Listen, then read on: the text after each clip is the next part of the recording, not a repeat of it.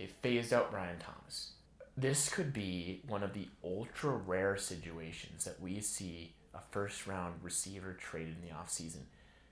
Do you think this could happen, and how good that could be for Brian Thomas for Dynasty? If you have him on your team, you better hope he's traded. You better hope he's traded. Because their offense is slot heavy. Yeah. In a way, like you said, I've never seen anything quite like it. A slot heavy offense with Jacoby Myers and Parker Washington as your basically 1A, 1B, and Brenton Strange. Those are your three guys. And that's it. Brian Thomas is he's phased out. He's a situational deep threat to that offense right now. So I think because of the capital they used on him and how good he was his rookie year and how disgruntled he was in the middle of the season, I think now that they're winning, he's kind of, quieted down a little bit. But I think it's likely he gets traded in the offseason. I give it better than 50-50 shot. He may not. I would give it 55-45. Yeah. I would. I would maybe say 60-40, so about the same thing. If you have him on your team, you better hope he gets traded. Because that team, Trevor Lawrence is thriving with his slots, because that's kind of the way he plays good in the flats, and he plays good when he can see the receiver open and not have to anticipate. Yeah. And he can play good in that way, and Lawrence has always had a good arm, so he can fit that stuff in when he can see him. But it just doesn't work with Brian Thomas's game. So if you have him, better hope he gets traded. And trading's always a dice throw. He could go to a team. It's like, oof, that's a disaster. He could go to the Browns, and you're like, oh no. But maybe he goes to a team that maybe he magically goes to the Bills, which is unlikely. But imagine if that Went happened. to the Bills? Yeah. Oh my goodness. Just imagine. That's unlikely, but it's a dice throw. But if I had Brian Thomas on my team, I would want to. I would take that dice throw every single time over him just being stuck in the Jaguars, where their offense just doesn't want to use him. They want him to be. They want him to be their take the top off the defense, take the safeties, and never throw to him, so their underneath slot guys can get open. That's what they want him to be.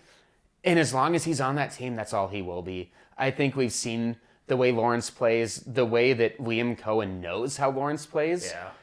And he's going to play to that strength.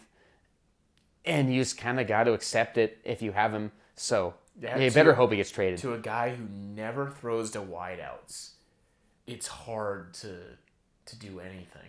It's hard to and he's not going to be happy. It's hard to... I mean, this is kind of a similar reason why A.J. Brown wanted out of the Titans, is because Tannehill couldn't do jack with him.